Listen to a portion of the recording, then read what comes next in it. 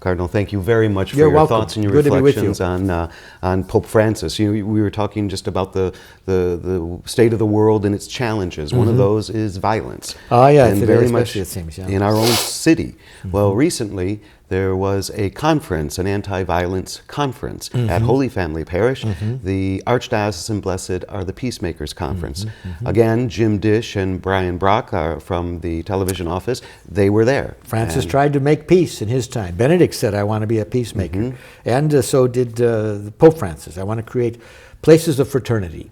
And of course, if people are truly brothers, then that will create a different atmosphere. So I'm very glad the Archdiocese has done a lot over the years to try to get to people before the violence breaks out. Domestic violence is a priority for us, but also the members of the Archdiocesan pastoral centers have themselves come forward to try to create peace. The deacons, the black deacons, have done a lot of good work with this. So we have a long history of trying to do this, and yet here we are today. So it'll be interesting to see what this conference comes up with. Let's see the clip. 6 months old, as we said, shot to death in front of her father. Tonight, doctors share the heartbreaking details of their struggle to save the life of Janila Watkins. As police search for her killer, outrage over her death is spreading. Friends, family, and community activists held a vigil for Janila Watkins. Balloons, flowers, and stuffed animals marked the spot where Watkins was senselessly murdered.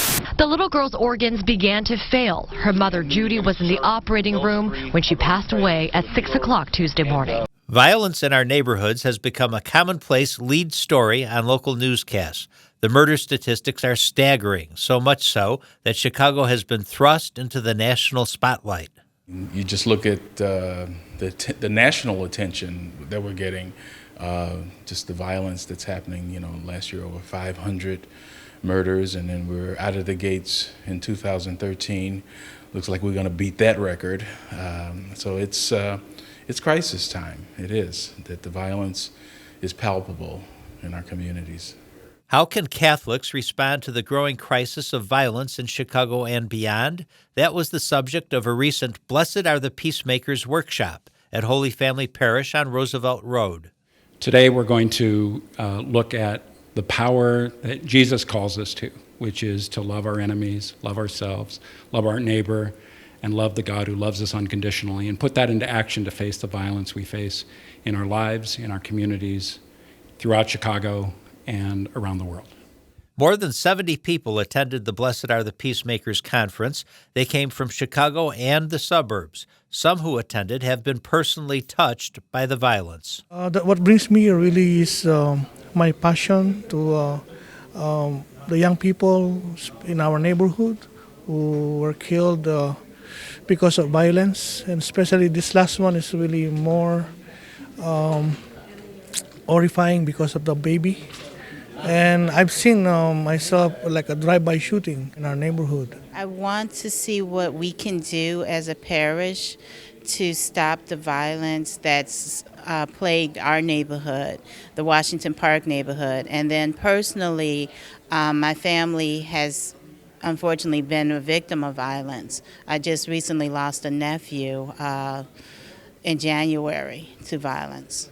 The Peacemakers Workshop explored ways of putting gospel nonviolence into practice.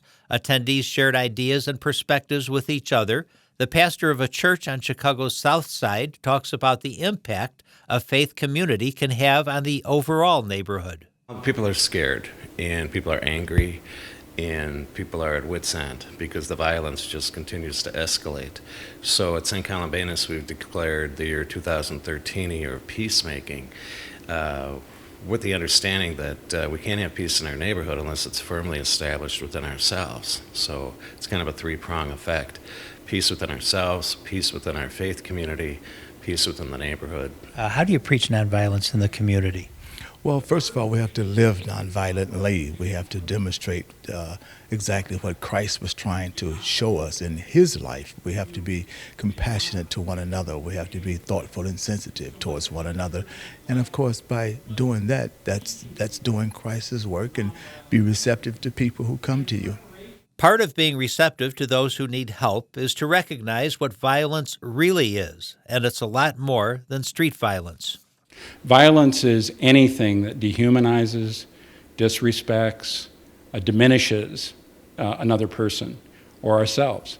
And so there are many forms of violence, what we call personal, interpersonal violence, but there's also structural violence, racism, sexism, homophobia, and the violence of economic injustice.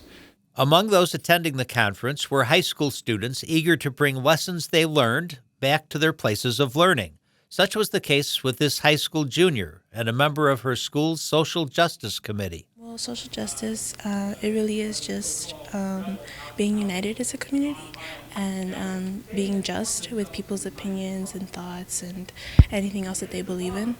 And I feel like a lot of that is oppressed by a lot of the violence in our neighborhoods, like the gangs or just abusive stuff, drugs and stuff like that. A candle lighting ceremony was part of the day-long anti-violence workshop. It was symbolic of the light that Christ brings to the world and the hopes conference attendees have that they can spread the message of peace. We've formed Catholics for Nonviolence, and we're looking for ways, some systematic responses to the violence that's happened in the community.